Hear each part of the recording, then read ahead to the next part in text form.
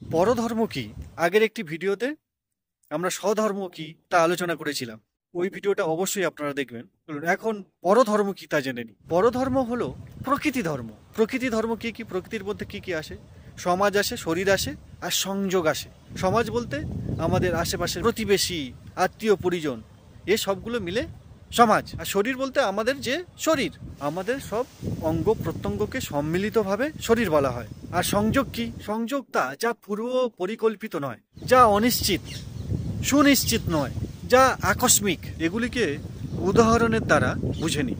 সমাজ থেকে আমরা কি কি পাই? সম্মান পাই, প্রতিষ্ঠা পাই, আর বাকি যা কিছু যেমন আমরা উপার্জন করি, এসব সমাজের মধ্যেই আসে। সুরক্ষা, নিরাপত্তা, ভরসা, আশা, চাহিদা, হ্যাঁ, এগুলো সব সমাজের থেকেই আমরা পাই।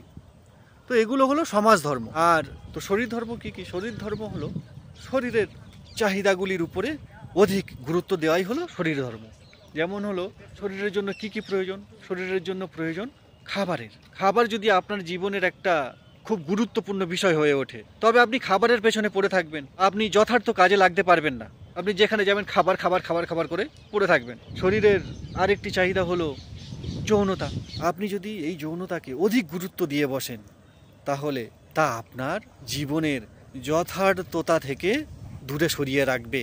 আপনি আপনার জীবনকে যথার্থ করে তুলতে পারবেন না। তো এগুলি হলো শরীর ধর্ম। সংযোগ হলো, মনে করুন আপনি আপনার ঘর থেকে বেরিয়েছেন কোনো এক স্থানে যাওয়ার উদ্দেশ্যে। গন্তব্যে পৌঁছানোর আগেই কোনো কারণে বৃষ্টি শুরু হয়ে গেছে। তো আপনি যাত্রা শুরু করার আগে কি ভেবেছিলেন যে আমার যাত্রা পথের মাঝে এমন বৃষ্টি আসুক, আমি আমার গন্তব্যে পৌঁছানোর আগে বৃষ্টি হবে? আপনি কি বুঝতে পেরেছিলেন? আপনি কি জানতে পেরেছিলেন? পারেননি। তো হলো সংযোগ, যা আপনি আগে থেকে কল্পনা করেননি, যা নিয়ে আপনি নিশ্চিত ছিলেন না। আপনি আপনার গন্তব্যে পৌঁছানোর উদ্দেশ্যে ছিলেন, তো তার মাঝে হঠাৎ বৃষ্টি হয়ে যায়। তো হলো সংযোগ।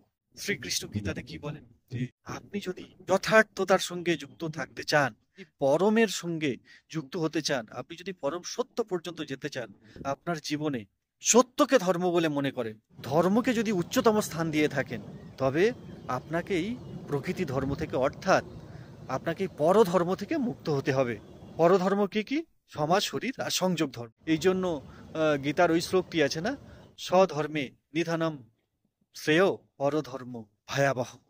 যদি আপনি পরধর্মে আটকে পড়েন, পরধর্মে ফেঁসে যান, পরধর্মে জড়িয়ে পড়েন, তবে আপনি কদাপি স্বধর্ম পালন করতে পারবেন না। তবে আপনার জীবন ভয়াবহ হয়ে উঠবে।